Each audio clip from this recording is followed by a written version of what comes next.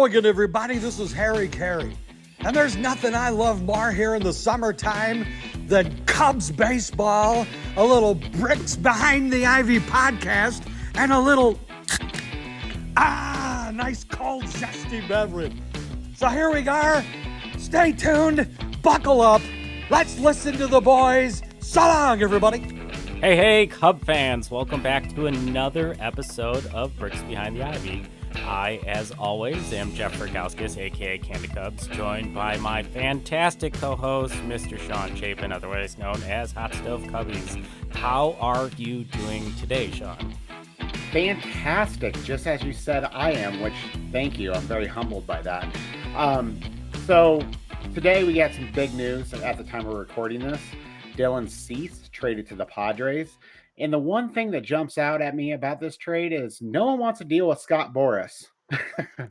Yeah, I think that's super interesting given that for the price of money, instead of players, you could have gotten a pitcher to address the rotation. And the biggest shocker here is, to me, is the Padres in already kind of a top-loaded West, not counting the Diamondbacks, not looking at the Giants and how they've improved. The Padres going out and getting Dylan Cease. He ceases to be a White Sox, which is now probably pushing their win. Yeah, exactly. Don't worry, I'll put that in post roll. Not gonna let that dad joke hang. But if you are watching on YouTube, you probably noticed there is a third person here. Today we are joined by Mr. Andrew Evans, most famously known as my college roommate. Just kidding, he has more important things than that. But Andy is from the Cincinnati area. He has grown up a diehard Reds fan, one of the smartest baseball guys I know. Used to play baseball in high school, had a really good fastball as a lefty. I've also seen him tomahawk dunk. I don't know if many people know that. One of the most glorious things I've ever seen in my life. This is a true story. We can add that to a B-sides of this podcast. But he did used to write. He did used to write for Mid-Major Madness, covering Valparaiso basketball when they were in the Horizon League, and briefly when they transitioned to the Missouri Valley. He's been to different conference tournaments for the NCAA and is a frequent attender of the First Four in Dayton, one of the greatest college basketball events in the whole world. Andy, thank you so much for joining us today. Yeah, thank you for having me. Excited. Well, today we have brought you here to be part 2 of our NL Central preview. Sorry guys, we changed up the order to follow the win projections. Now back to the show. We have already done the Pittsburgh Pirates. Tonight we'll be discussing the Cincinnati Reds, who I think are much improved from this offseason. Looking at a NL Central that is very much a tight race. I think there are an Achilles heel for each one of these teams, and there are strengths that each of these teams have that other ones don't, and it's going to be very, very challenging to figure out who's going to win the division. It could all come down to one hot streak. So that in mind, the Reds offseason, who did they add? Who do you like? How did you feel about their free agency and their offseason this year? Yeah, it was a pretty active offseason, especially in the Reds realm. They're typically not one of the more active players in free agency. So this offseason, they added the big signing that kind of was a head scratcher for a lot of folks. But, as we start to get into kind of the depth chart and how things are shaking out this spring, it's turning out to have been a pretty good move, I think. But was Jeimer Candelario was a big signing. And then pretty much the rest of the signings that happened were to address pitching, which is the biggest area of concern for the team. Frankie Montas got added as a starter. And then Nick Martinez, Emilio Pagan, and Brent Suter, all to kind of help stabilize the bullpen as well. And then Nick Martinez will probably end up being kind of a swing man, get a few starts as well, I think is the plan. So, should be an improved rotation. Still maybe not as much help as you would have liked to have gotten, but all things considered, I think that the roster looks better going into this season than it did at the end of last season.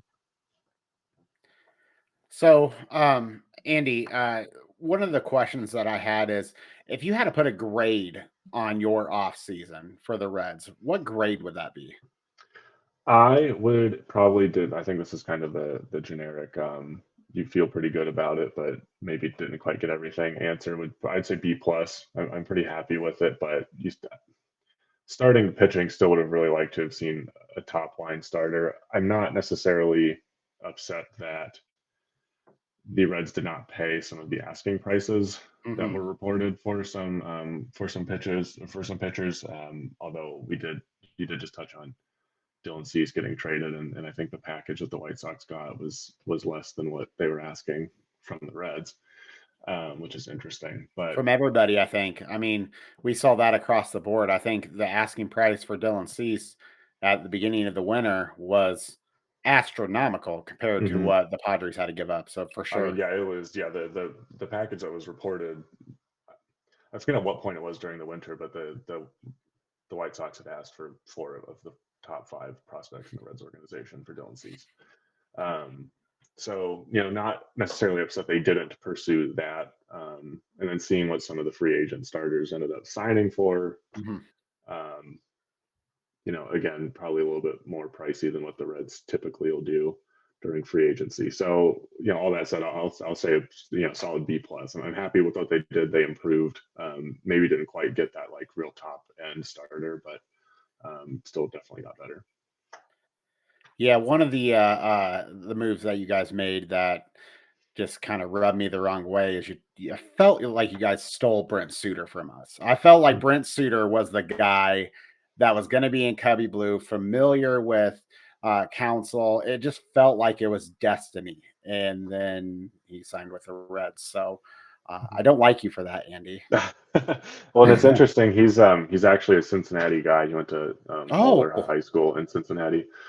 It's the same high school that Barry Larkin went to as well.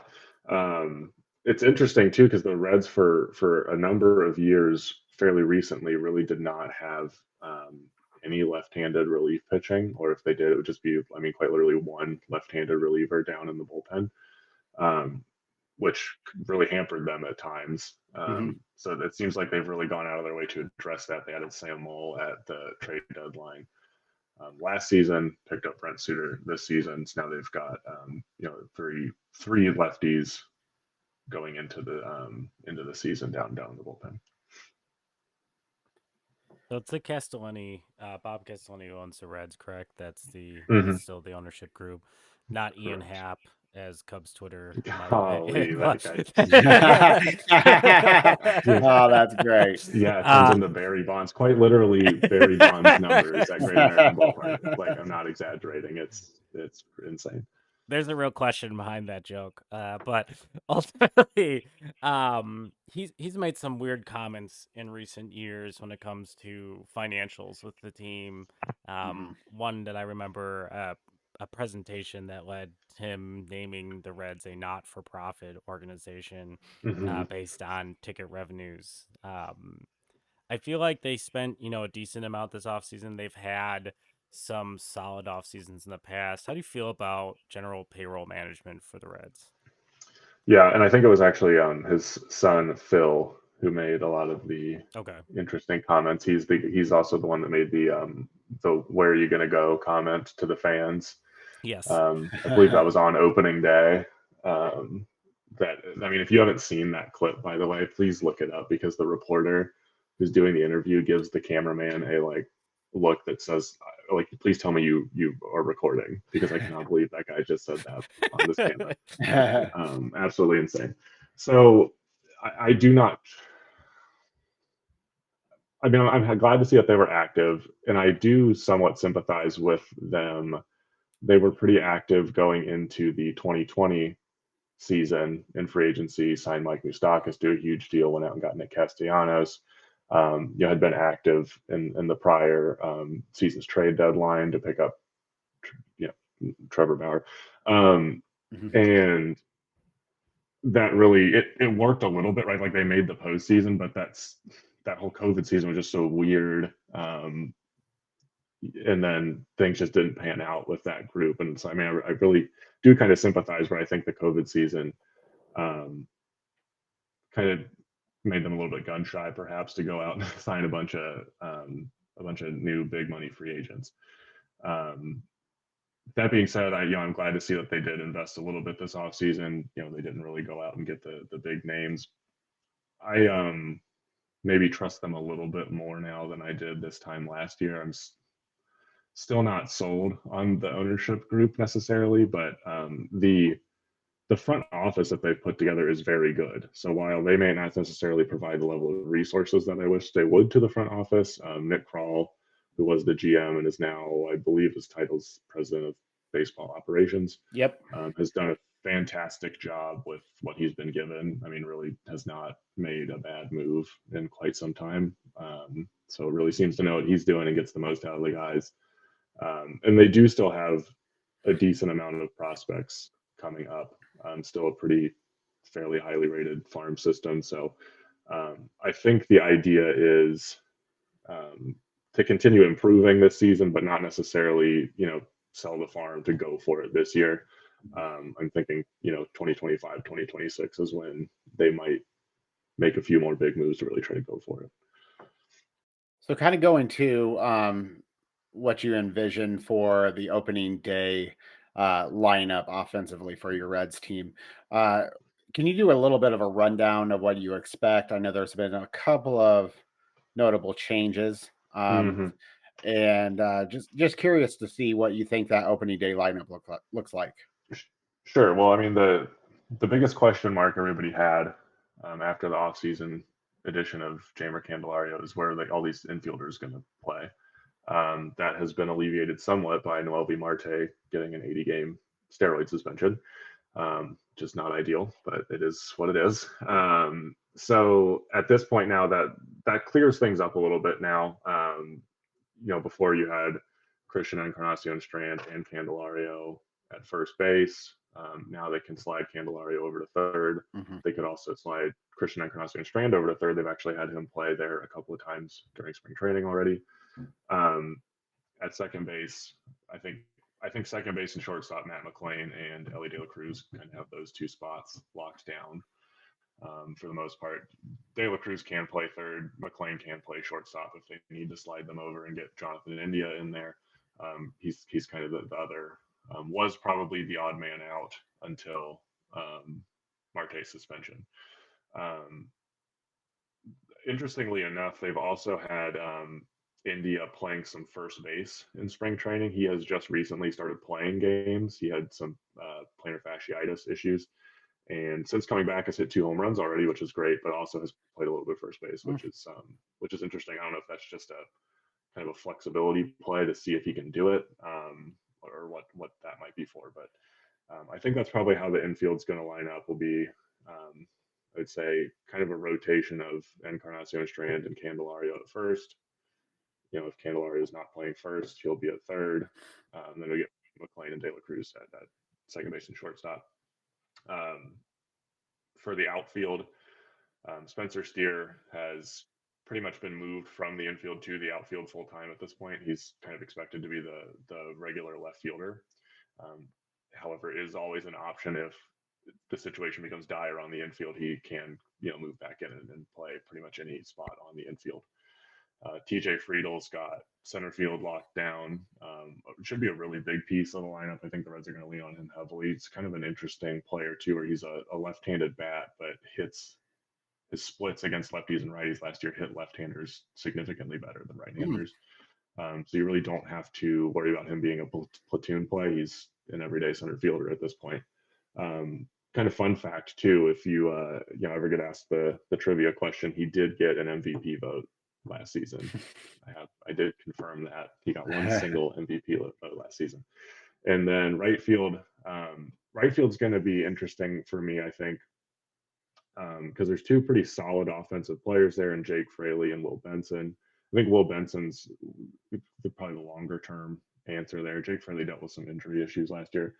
What's interesting to me about those, they're both left-handed hitters and they don't hit left-handed pitching. So it's you can't really platoon the two of them. They both are, you want to get them in the lineup against righties and neither of them against lefties. So I would expect to see one of them, probably Fraley more often than not, in the DH spot, maybe against righties, Bull Benson getting a little bit more time actually in the outfield against righties. And then, that's kind of another thing that really didn't get addressed too much in the offseason. I think that's something we would have liked to have seen as a kind of a lefty masher type right-handed hitting outfielder. Kind of that Jorge Soler line of thinking. Didn't really get that, but there are potentially some some options off the bench. With Stuart Fairchild's had a really solid spring. Not that he's a replacement for like a Jorge Soler type player, but can do a little bit of damage. And then at catcher, we've got Tyler Stevenson's probably going to start the season off getting most of the looks, but I would say he's probably on a pretty short leash this year. Given what Luke Maile did last year, the Reds re-signed him, brought him back. Also a local to Cincinnati guy. He's actually from Northern Kentucky. Stevenson, I can definitely do it with the bat. We've seen it before. That's where his value is at. Just really struggled at times to hit last year. Started to show a little bit of improvement. Had some higher exit velocities towards the end of the year last year, but is just really a subpar fielding catcher. Does not frame well. Just it became pretty apparent last season that it was causing some issues. And when he's not necessarily putting up above average offensive numbers for a catcher, then kind of loses the value there. So that's actually kind of an interesting position battle to, I think, keep an eye on. Stevenson's had a pretty decent offensive spring training so far. So hopefully that's a sign of things to come. But yeah, that's I think that's kind of how the opening day lineup will shake out, if that answers that question. I don't know. There's kind of a lot of positions where it's kind of a rotation, right? It's tough to say who will exactly. Sure. The guys who are going to be in the lineup 6 out of 7 times a week, but you just never know exactly what it's going to look like on any given day. So when I think of the Reds lineup, excuse me, I think of speed. They seemed to run a lot last year, very young, very athletic, very dangerous, especially in that ballpark. But I think on the contrary, and you highlighted some of the issues, if you look at Zips, if you look at different things, they don't rate defensively very well. And Mm-hmm. I think it's interesting. It's almost an opposite of how I feel about the Cubs. The Cubs have, some solid bats, but their defense, has a pretty solid floor, depending on what happens over at third base with the Christopher Morel experience. But ultimately, I think the Cubs have a contact-oriented rotation, and we'll talk about how the Reds' rotation looks in just a moment. But I think the Reds might be able to get away with some of their defense because they have higher K rates in that rotation than the Cubs do. But I don't know if they're going to be able to avoid that. Are you concerned about their defense going into this year? I wouldn't call it necessarily a major concern. It is something.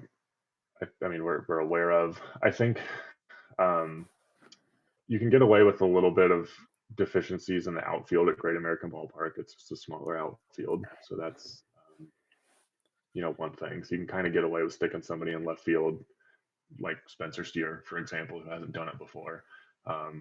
Get some experience and is fine, decent enough at it now. It's not a problem, but you can kind of get away with something like that in Great American Ballpark. I think on the infield, Matt McLean's pretty solid.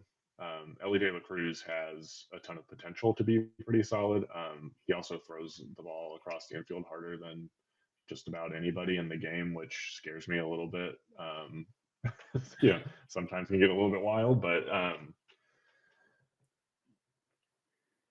like you mentioned, the Reds have focused pretty high on strikeout rates, spin rate, getting swings and misses. Hunter Green, Nick Lodolo when he's healthy and the rotation up at the top of it, get a ton of strikeouts. So I definitely do think that's part of the equation. Like you said, is we know that that's not one of our strengths. Let's not even let him put the ball in play in the first place. But I do think as well at third base, Candelario is going to be an improvement now that I think that's actually interesting now that Marte's not going to be there. Candelario should be a far superior defensive third baseman. It should help out the infield defense there. So transitioning then to the rotation, March 28th, 2024, opening day at Great American Ballpark versus the Washington Nationals. I believe we already know Frankie Montas has been penciled in as the opening day starter. How does the rest of the rotation, the bullpen, look from your perspective? How's that shaping out? Yeah, that was kind of an interesting announcement. I think a little bit unexpected. Um, I forget what I kind of wonder if this doesn't factor into it a little bit, although I don't know. Part of me thinks that it's silly, but the Reds have a kind of an interesting streak going where they haven't had a repeat opening day starter in a pretty long time. I don't know if it's over a decade at this point. Oh, interesting. Um, but yeah, so last season it was Hunter Green. Was kind of thinking it would be Hunter Green again, and then they named Frankie Montas to keep the streak keep the streak going. So yeah, rotation wise, I would have put Hunter Green at the top of it, but I guess we'll put Frankie Montas up there at the top.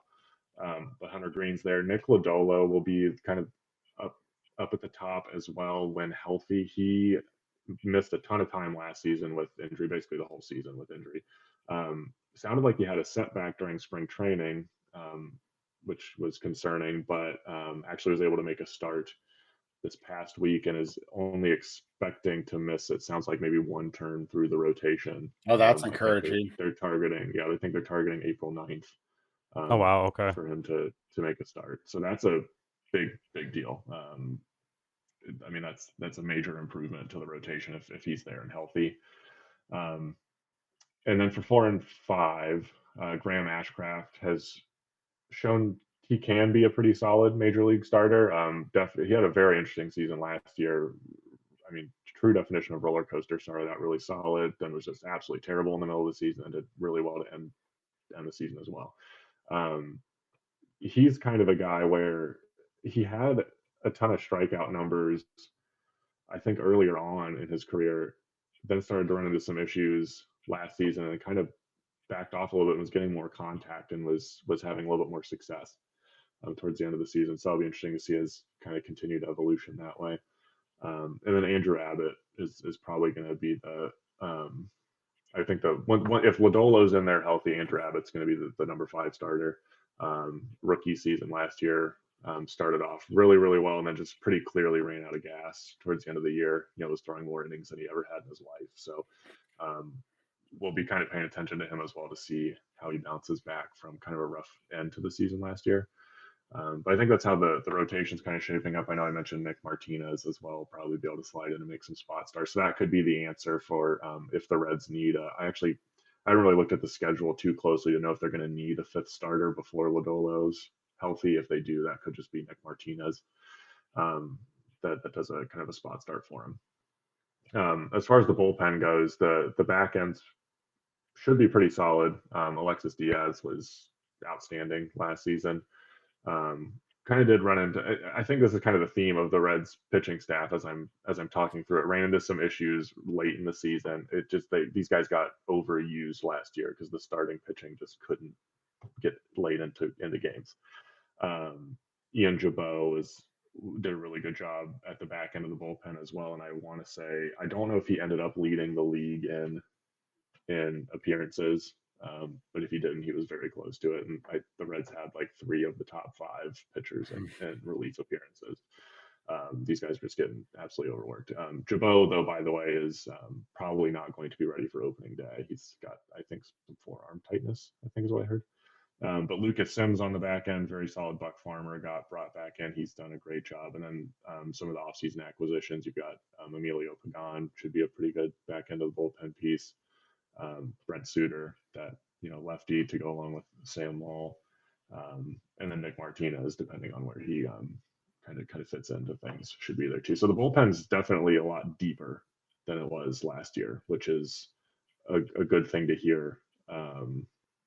Makes you feel a lot better going into the season where you've actually got some guys with major league experience you can call on. There were times last year where the Reds were just really grasping at straws, even in the starting rotation, to get guys up to fill innings. So should be much improved there.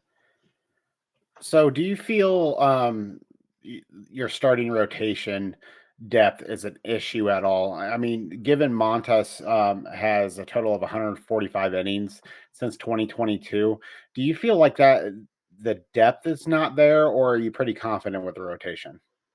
Um, Definitely am not. I mean, it's definitely something to watch as far as the health goes of specifically Montas and Lodolo. Lodolo's had a bunch of injury issues early on in his career, and then, like you said, Montas really hasn't. I think he appeared in one game last season at the major league level. Hmm. So um, definitely some concerns there. Kind of the benefit, though, of what I just mentioned, where last season the Reds were really, especially towards the end of the year, grasping at straws to get guys up to fill innings, is now they've got guys at the highest level of the minors who have major league experience that they can call upon to make some of these starts. So I mean, like a long-term injury to two guys in the rotation would be a big issue. Um, Short-term stuff they should, I feel pretty confident they can handle, right, with both being able to pull on Nick Martinez as a swingman. Um, and then like a starter I didn't even mention going through all this was Brandon Williamson, who was a rookie last Sure. year, was a trade acquisition from the Mariners, and really kind of again was just a guy they called up because they needed somebody to pitch. His major league debut was in Coors Field. He had not been doing well in the minor leagues, and somehow he came up and just. I mean, he did a pretty solid job. Wasn't a Cy Young Award winner or anything, but did a really, really nice job. And so he could definitely be a factor as well. Even if somebody doesn't get hurt, if it's just a matter of innings management. He's definitely a guy they could call on. And then at the end of last season as well, the Reds had called up Connor Phillips, who was one of their top prospects, also an acquisition from the Mariners. Thank you, Seattle Mariners, for half of our roster. And he struggled a little bit, but I mean, he's got the potential. He's got some major league experience now. Um, he just did get reassigned to minor league camp. I don't know if it was today or a couple of days ago, but so obviously won't be starting the year on the big league roster. But he's another guy that they could call on. So you know, there's I'm trying to think of like the best way to answer that question. Is it a concern? Like yeah, because there's not a lot of proven depth necessarily, but it's a better position than they were in a year ago. And since the team was pretty successful last year, whether or not some of that was luck driven, yeah, I think some of it was. But to be in a better position now than they were last year is definitely a good thing. Yeah, I think when I think of this Reds team and a little bit of an inside baseball, I guess, thought process. So Andy and I have known each other a long time from college, and we have seldomly experienced both of our teams being competitive in the same season. And last year was, the beta test of, what could be said and what can't be said when one team was doing well and the other team wasn't, because usually it was a very one-sided game. One team was either really good and the other team was terrible, and that made things simple because someone didn't care while the other one was having a pretty solid season. So last year, I think both teams down the stretch just absolutely fell apart pitching wise. I think the Reds, as you noted, with rotation options, overuse in the bullpen, the Cubs, very similar situation. Some guys really leaned on to get them back into the division race towards the end of July, early August, and then some injuries to that rotation, specifically thinking Marcus Stroman as a guy who did not give as many innings and did not nearly give as many good innings as he did as in the first half of that year. Yeah, that was going into July. He was verbally negotiating his extension with the media to absolute silence and mystery injuries after that. Just a very bizarre situation. But I Hmm. think both teams probably went in the last year maybe not addressing that depth as well as they could, and both teams, the Cubs and the Reds, addressed that depth way better this year, as it seemed like the intent is to compete now, where last year both teams was, maybe we'll compete. Hmm. And the irony is that based on projections and rosters, both teams are kind of in that maybe they'll compete space still, in which, I don't think any team in the Central really had this like runaway offseason that other teams and other divisions like felt like they did, in which it's really separated the competition. So I guess that kind of leads into the next question we would have, which is, what do you see as the strengths of this Reds team? And then as a part two of that, what do you see as a Reds fans, the strengths of the Cubs team? Sure. I think you kind of alluded already to the biggest strength that I see of the Reds, which is team speed. Um, these guys, when they get on base, are a constant threat to take multiple extra bases. I mean, like the extreme example last year of Ellie De La Cruz stealing all three bases on two pitches. That was so Just cool. absolutely insane stuff going on. I was actually at that game. That was like the one good game against the Brewers to have gone to. I don't think you know, we were awful against the Brewers last season, but that was a good one.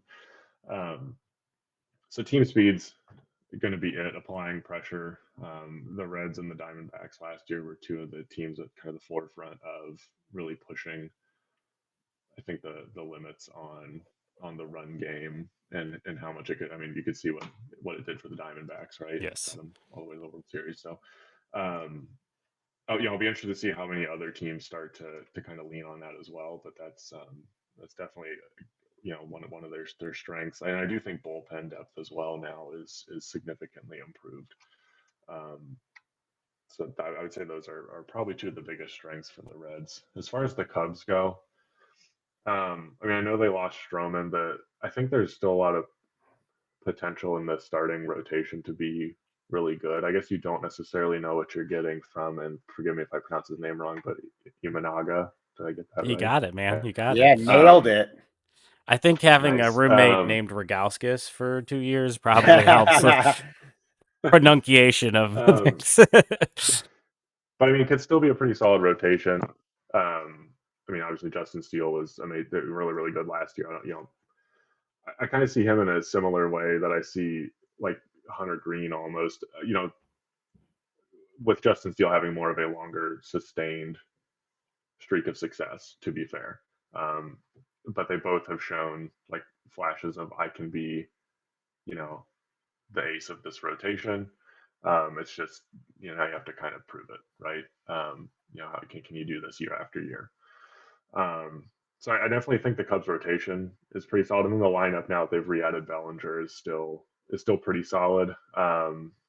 Yeah, I mean, I know kind of first base might still be a question mark, and you're not necessarily sure what you're getting at third base with Morel. I mean, I don't think Morel's a question mark on offense. It's more, can he stick in the lineup at a certain position? But, um, I mean, yeah, I would say starting pitching, and then yeah, just that day to day lineup offensively is still kind of scary to me. I still have a little bit of shell shock from um, there was a series later in the year. It was a four-gamer where the Reds went to Chicago. I can't remember exactly where they were in the standings at the time, if the Reds were in first or if they were in a close second. And I mean, we're really in the thick of things and won the first game in Chicago, but really kind of had to tax the bullpen to do it. And then just the rest of the series, the Reds got just absolutely slaughtered. I mean, every game the Cubs offense was just teeing off on them. So, um, and that's kind of what's stuck in my mind about the Cubs ever since then.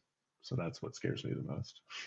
Yeah, it was not to invoke any PTSD, it was a early August series in Yeah. which, I think that first game was very close, and they were looking the rest of the weekend as like 16-6 and then like a 15-4, Mm-hmm. just absolute Yeah, explosion. poor Ben Lively. That guy pitched his heart out for the Reds last season. I think he's with Cleveland now. I mean, wish him all the best. Seems like a good enough guy, but I mean, his numbers just got absolutely destroyed by that one start, and the Reds just had no other choice than to, I mean, just throw him to the wolves. He was just getting crushed. Man, you just got to take one for the team.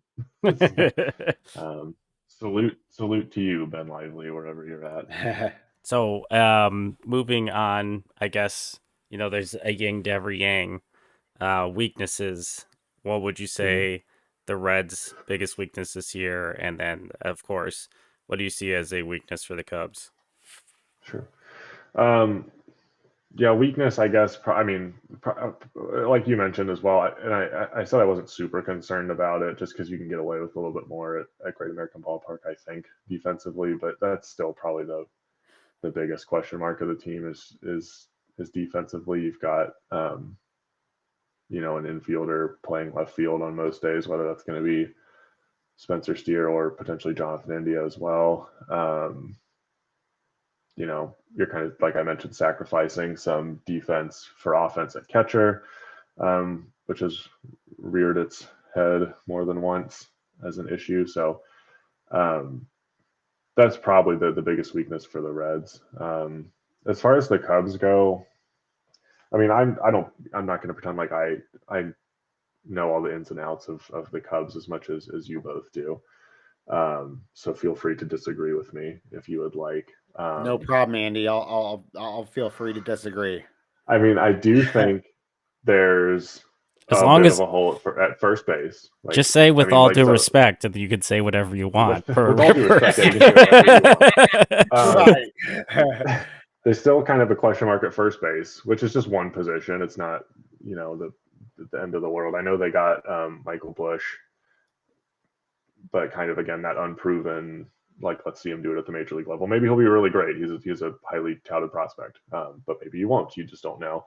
And I know they've got Patrick Wisdom as well with ton of power, but ton of swing and miss as well. Mm-hmm. Does he fit in there? I'm not sure.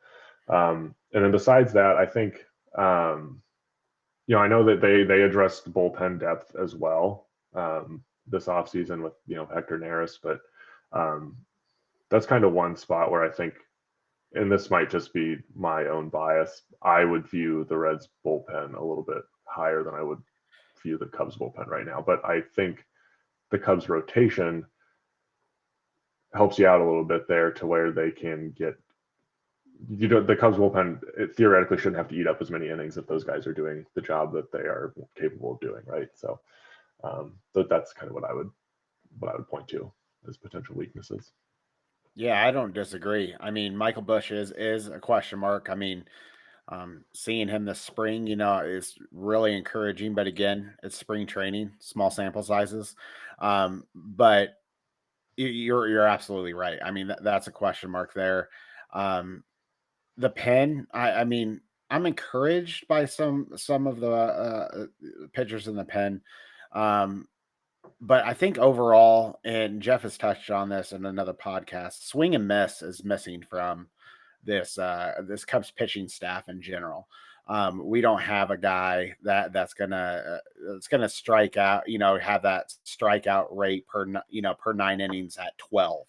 You're just not going to get that from this Cubs team, and that's something that we're sorely missing. So, yeah, I can't disagree with that. Yeah, I think that's still my biggest concern, and one that I really wish they addressed this offseason was another arm for the rotation that's swing and miss. And I think, I know, Sean, you and I had some discussions publicly and not publicly on Twitter or X or whatever it's called about, alignment with the Mariners, looking at like the Marlins and their young arms, and like kind of dreaming about guys that could slot into this rotation and bring just a completely different type of pitcher. I think one that I personally looked at, it might be pie in the sky. I thought with Jesus Luzardo from down in Miami, and I think one of George Kirby or Bryce Miller or one of the guys over in Seattle, Logan Gilbert. Logan Gilbert. You can't. I put money on him for Cy Young. I mean, that's how convinced I am of that guy. And I think hands off Logan Gilbert. He's ours. And I think that's the issue. It's interesting thinking too about Christopher Morel being the Cubs' third baseman. We're gonna get the good with the bad. It's gonna be an experiment. I did see, last night there was a really good play where he didn't have much time. He seems to be doing better in plays in which he has to be quick. It's the ones where he's slowing down to think about the throw have been going poorly, which is pretty common when you're trying to learn a position. And his arm slot has always been the concern. He throws very hard, but he throws from kind of like, I would say, like a 45-degree angle, not over the top. So that's just going to lead to a lot of balls sailing, especially if throwing as hard as he does. And that's going to happen. And I worry with this rotation, as good as Dansby and Nico are up the middle, like if Christopher Morel gets into the wrong inning and extends an inning in a rotation that doesn't have a lot of swing and miss, like what are we looking at FIP wise, like fielding independent pitching? Like what are we looking at for Yep. a rotation that's not going to get these guys that are inheriting base runners? Like the defense needs to be really strong on a contacted oriented rotation. It's just what it is, and that to me is still the biggest concern. It's one, I think that can be addressed. I think early in the offseason, I was hesitant based on some of the health concerns on like the Shane Bieber discussions, but depending on how the Guardians play, he's looked pretty healthy in spring with the velocity Yeah. already higher, than it has been on average in the last 2 seasons. So like maybe something health wise has been addressed, and maybe that's a door you open for a mid-season acquisition. I know the Reds are very much in the conversation or mentioned in the conversation, so it'll be interesting for both of these teams. I feel like there's a lot of similar discussions, similar trades, similar top 100 prospects. Both have 5 to 7 in that top 100 list, depending on which Mhm. publication you look at. So that to me means the teams have ammo to address needs at the trade deadline, and both are probably just looking to be in the hunt by July. And I think both are set up to do so. Obviously, the Cubs are going to have the setback to start the year without Jameson Taillon, which I know there is a joke in there about, is that a setback based on how he started last year? But it is a setback because I don't think the guy that started last year is the guy you should expect. I think he was Mhm. much more the guy that was the second half of last year. And it's just, especially Agreed. when a guy gets a contract and comes here and things like that happen, you just feel for him because, like they want to produce.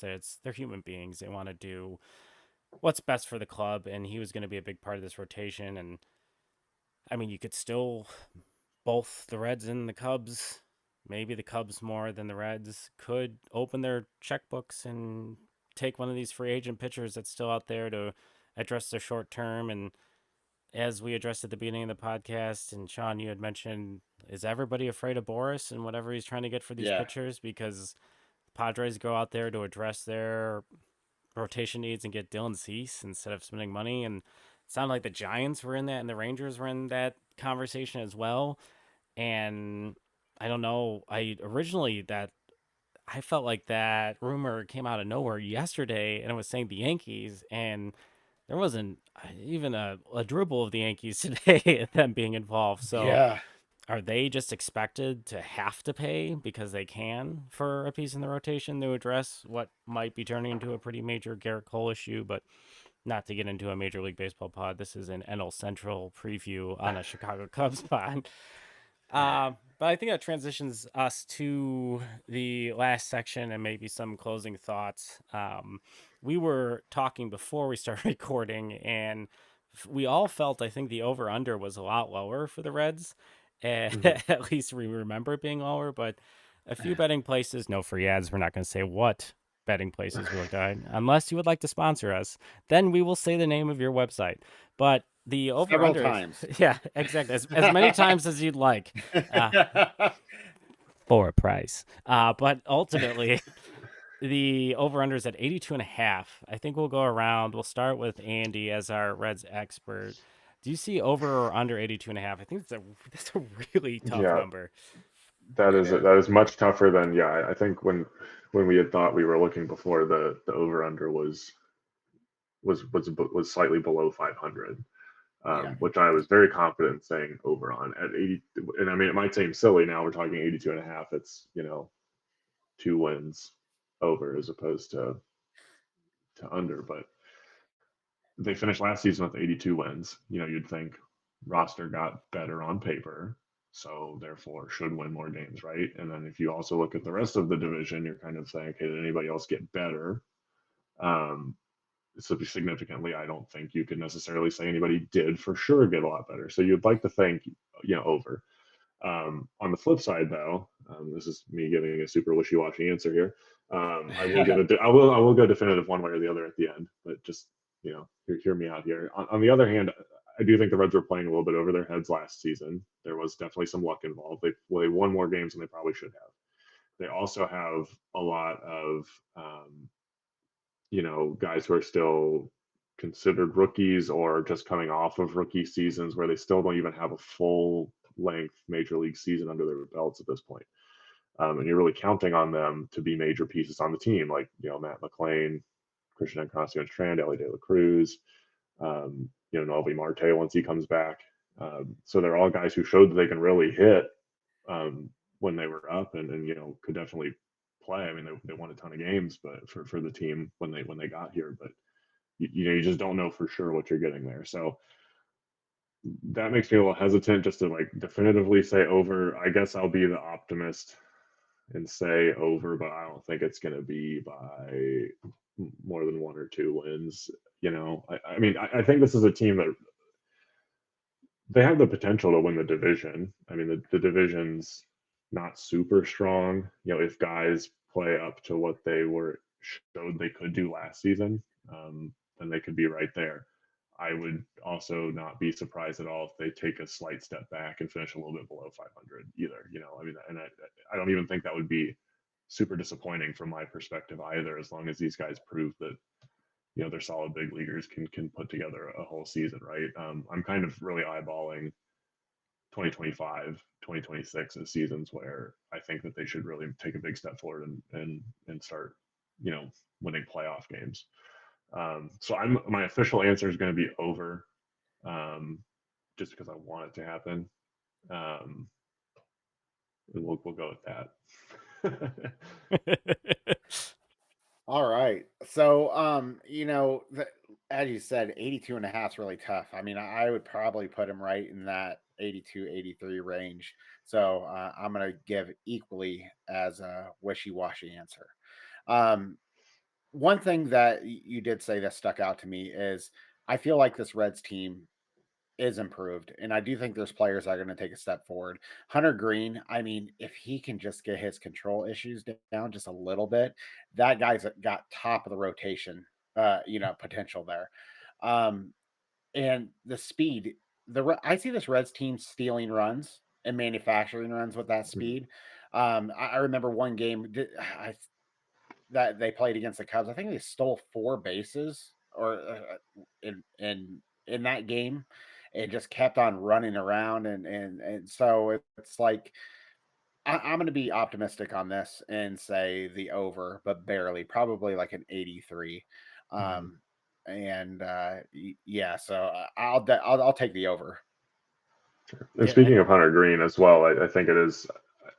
I will be interested to see. I forgot to kind of mention this during the rotation section, so sorry I'm interjecting this now. But you mentioned his control issues. He has really to this point been 2 pitches, fastball, slider. Sure. Yeah. Kind of like tried to mix in a changeup last year, just it doesn't work. Has been messing around this spring, and I know everybody messes around with new pitches in the spring, so take it with a grain of salt, but has been trying to work on a curveball and a splitter, I believe. And I think the splitter is actually working. So if he can developing really a curve, like during spring's tough. If he can just get a third consistent pitch, I mean, I'm not even necessarily worried about the control. It's just give them something else to look at. Because I mean, I think one of his big issues just giving up the home run ball where guys are sitting on something and they get a hold of it. So if he can add something else, he'll be much improved. Yeah, that's such a big component, is that mental factor of going and doing that bat and knowing what in theory is coming. It's a 50-50 coin flip in versus Hunter Green in the past, and he still has been as successful as he has been. And it's always interesting, not that this is an indicator of how a player plays, but he was always a really hard pitcher to use versus people in MLB The Show for that reason, because his repertoire was so thin. Like, even as a player in MLB The Show, it's like, all right, well, he's got that blow up by me fastball, but I can sit that and spin on the off speed stuff because that's the out pitch. And I had read a really interesting piece today on, I believe it was on Fangraphs, about two-strike fastballs and guys who try to get little extra oomph on a two-strike fastball and the success of that pitch.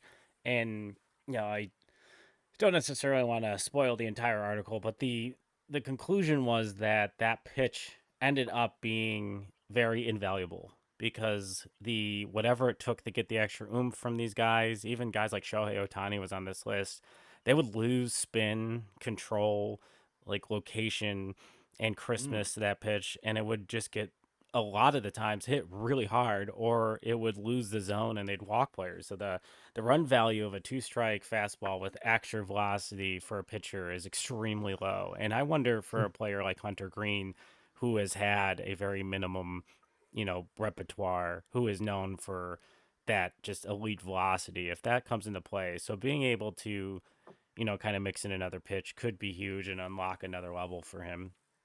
But, going back to the original question of over under, I went through the spiel in our Pirates episode, and, I'm going to assume we have some new listeners and a whole bunch of returning listeners. And Yeah. I think when we look at over unders, especially within the same division, I try to think of like the calculus of if I select over on this team and I select under on this team, like some team has to drop and another team has to go up. And this is an extremely challenging division where like the Pirates yesterday were at like a 78.5.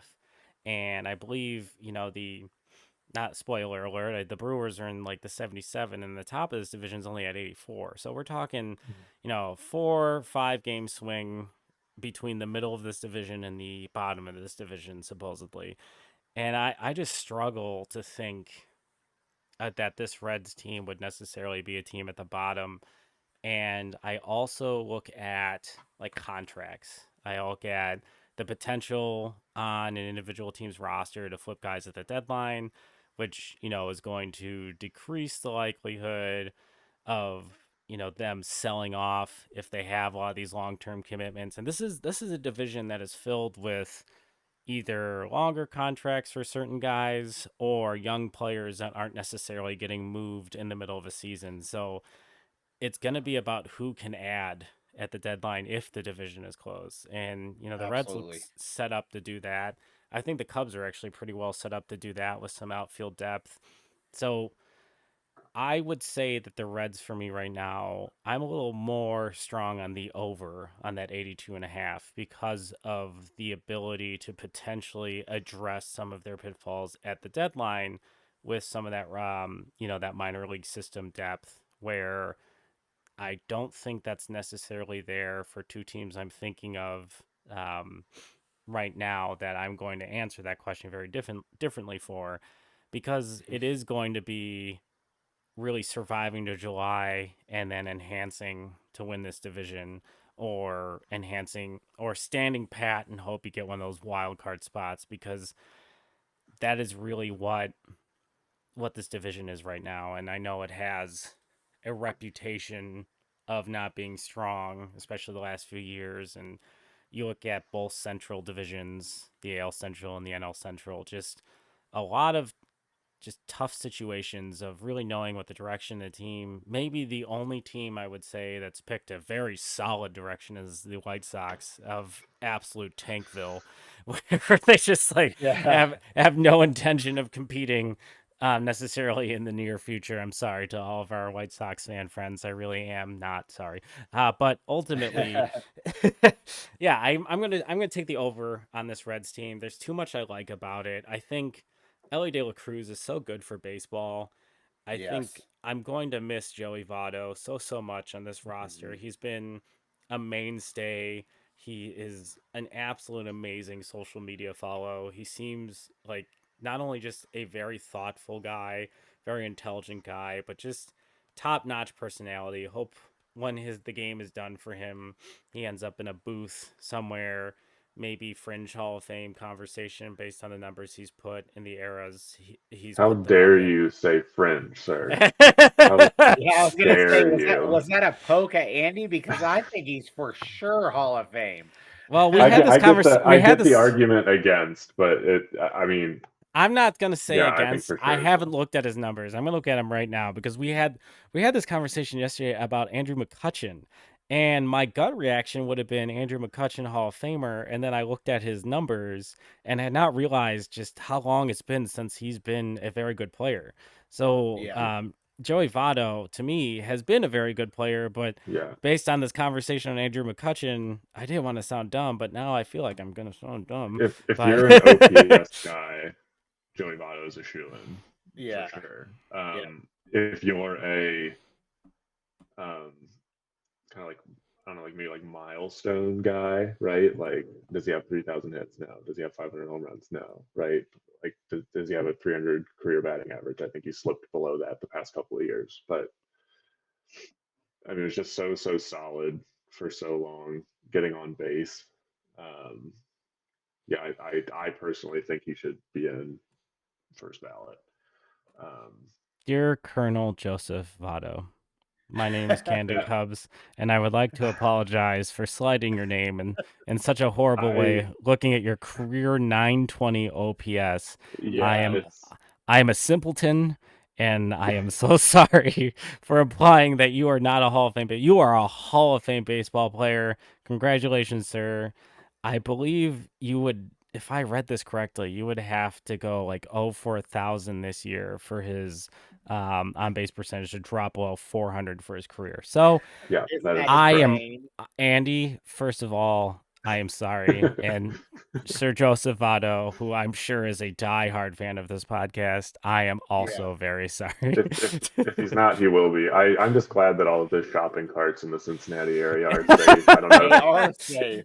if you're Yes. not familiar with this. Joey Votto had gone on Instagram and said, you know, as long as he had remained unsigned, he was no longer going to return shopping carts to the cart corral in the parking lot. And then had begun posting videos of himself intentionally pushing carts away from the cart corrals at local Whole Foods. So I'm just glad that that's over with and we can all move on. I now have a He's such a random question. delight. I have a random question for you, Andy. He had said to the Toronto media that the number he wanted to land on was one that he's always wanted to wear, but it was retired in Cincinnati. Do you know what number he's referring to? I don't. I haven't seen what number he's gotten in Toronto. I did see what the interesting thing was that he expects to start the year in AAA and is like fully okay with that. I kind of thought that was part of probably the sticking point of why he hadn't signed yet was, um, teams not committing to giving him a opening day big league roster spot. I mean, maybe that just turned out to be, he wasn't going to get that anywhere. But I was kind of surprised that he, was willing to kind of try to work and prove himself again that he could still be a big leaguer. So That's It's a gonna dude who just loves baseball. yeah, I I mean, love that guy. yeah. I just, um, he's probably one of my favorite Cincinnati Reds, besides Adam Dunn. I love Adam Yeah. Dunn as much as Madden loved Brett Favre. that that's a lot. That's a Speaking, statement. Yeah, yeah, yeah, yeah, speaking of OPS guys, Adam yeah. Dunn. Yep. Yep. That's, I mean, well, yeah, I mean, mentioned that, smaller outfield in Cincinnati. That's kind of, they designed the stadium that way for the big, lefty mashers. They had Ken Griffey Jr., Adam Dunn, Yep. get him to poke as many Ian home Happ, runs as we could out of there. And now it's come back to bite us with the Ian, great Ian Happ. Ian Henry Aaron Happ. Oh, Made all And- the worse by the fact that he is a University of Cincinnati Bearcat. Just yes. So makes it even worse. before we let you go, Andy, I do want to kind of highlight something that I think that maybe not the average baseball fan is aware of, but the opening day festivities out in Cincinnati. Can you give us just a flavor? Since the Cincinnati Reds are the oldest organization in Major League Baseball, and they have just a really cool like section of their ballpark that talks about the Big Red Machine and all the different parts of their history. They're a very storied franchise. So, some of the commentary by ownership of the not for profit and stuff, this is a team that has been in a place in this country for a very long time, an institution, and, kind of leading the charge every year of the opening day should be a national holiday. It's a very Hmm. cool event that I actually wasn't aware of until I started talking to you about the Reds. Sure. Yeah. So, yeah, for those who aren't aware, the Reds, this was true up. I think there's only been, I want to make sure I get this right. I think there's been two instances where they haven't held opening day in Cincinnati, where they get a home game every opening day. One of them was, I believe, the COVID season, and another one I think was a strike shortened season. Mm. Um, Other than that, they they get opening day at home every year, kind of in honor of that, being the first professional baseball team. And so yeah, it's a huge citywide event. There's a big parade. They have past and present players going through the city on cars and floats basically. I mean, yeah, it turns into a pretty big citywide party. A lot of area employers, if it's not an official day off work, it's kind of treated as one. That's so Yeah, cool. it's definitely a really cool thing. And they've also started doing, and I don't know when they exactly started it. I've noticed it more in recent years. They also do now a kids opening day, which is the second home game of the season, which is really cool to have like kind of the players do like a red carpet walk, sign a bunch of autographs for little kids before the game. It's all a bunch of kid oriented stuff on the second game of the season. So yeah, they do a really good job with the opening day festivities. It's a huge deal even for people who aren't necessarily you know diehard baseball fans. Everybody still knows that Reds opening day is a big deal. Yeah, we have some friends over at a podcast called Baseball Bucket List.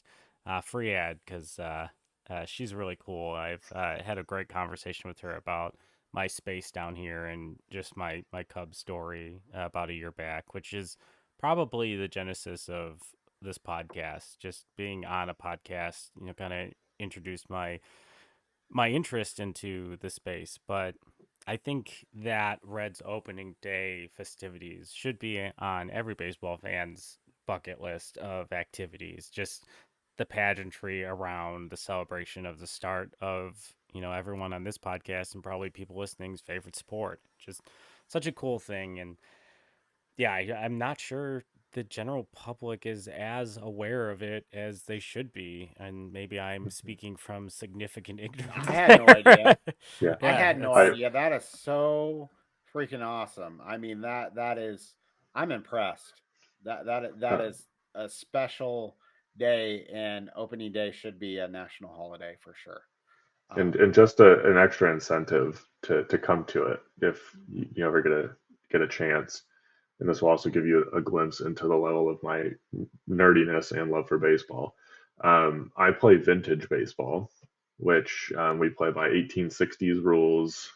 Wear suspenders, no gloves, all this sort of thing. And usually, a few of the area teams will march in the opening day parade as well. So I haven't gotten a chance to go down to march in the Reds opening day parade yet. Hoping to at some point. But if you come down, you might see me wearing suspenders. So Oh, that's awesome.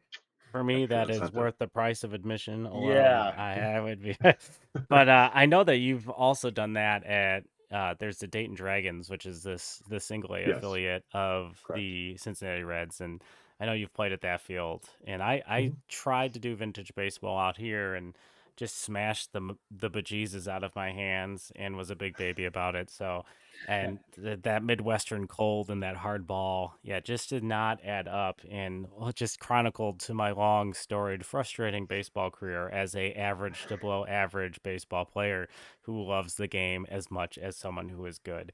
But thanks again, Andy, for coming on. If people are looking for just general Reds commentary or anything on social media, where can they find you? Yeah, I'm on Twitter at Andy Evans 16. Um, I need I'll have to live up to your ongoing commentary standards. I'm more of just a repost cool Ellie De La Cruz videos kind of guy, but maybe I'll throw some comments in there There you here, go. I think here and then. reposting Ellie De La Cruz footage is good for the sport anyway. So if you're looking for that, And you'll also have to deal with the Cincinnati Bengals stuff as well. So if you don't want that, steer clear. But if you're okay with that, please join. Well, once again, I am Jeff Rogowskis. You can find me on Twitter, Facebook, Instagram as Candid Cubs, and recently started a Reddit community for the podcast. Check it out.